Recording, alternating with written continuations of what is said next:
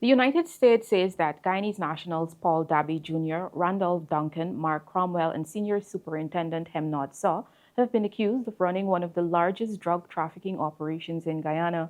They're accused of moving massive shipments of cocaine using maritime vessels and aircraft, bribing officials along the way to smooth their routes. Dabby Jr., in particular, is said to be coordinating multi ton shipments from Colombia and Venezuela via illegal airstrips in Guyana and even concealing cocaine in shipping containers headed to ports in Suriname and Guyana. Meanwhile, Duncan is accused of trafficking cocaine through Africa and the Caribbean, with Europe and the United States flagged as final destinations. Then there's Mark Cromwell, known by his aliases Demon and Diamond, a former police officer now described as a violent trafficker. But perhaps most shocking is the inclusion of Senior Superintendent Hemnot Saw. The U.S. alleges that Saw, once in charge of Region 1, actively facilitated the safe passage of Colombian and Venezuelan traffickers through that very region. He was reassigned last year after officials uncovered 4.4 tons of cocaine stashed in hand-dug pits valued at nearly 200 million US dollars. Two Colombian nationals, Yeson Andres Sanchez Vallejo and Manuel Salazar Gutierrez, were also sanctioned.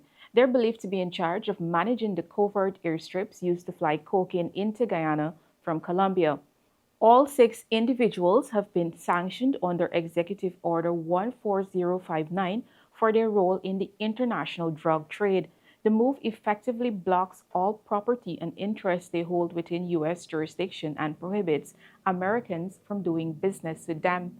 Reacting to the announcement, President Dr. Irfaan Ali said his government is taking the matter seriously and has already reached out to the U.S. for more information. Speaking on the sidelines of a diplomatic reception on Thursday night, President Ali confirmed that he personally contacted the U.S. Ambassador Nicole Terrio, requesting full intelligence to aid a local investigation. He emphasized that the government is ready to act. The U.S. has been discussing with us.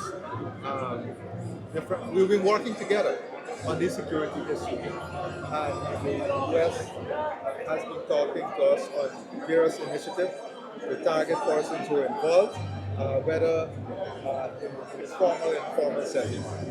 The president also confirmed that Senior Superintendent Saw has been placed on administrative leave in line with police procedures. Saw had recently been working out of the police force's projects office. President Ali pointed to an ongoing security partnership with the United States and said Guyana is investing in enhanced screening, surveillance, and border technology. The investigation will be ongoing. So we have to launch an investigation, but we have to have information.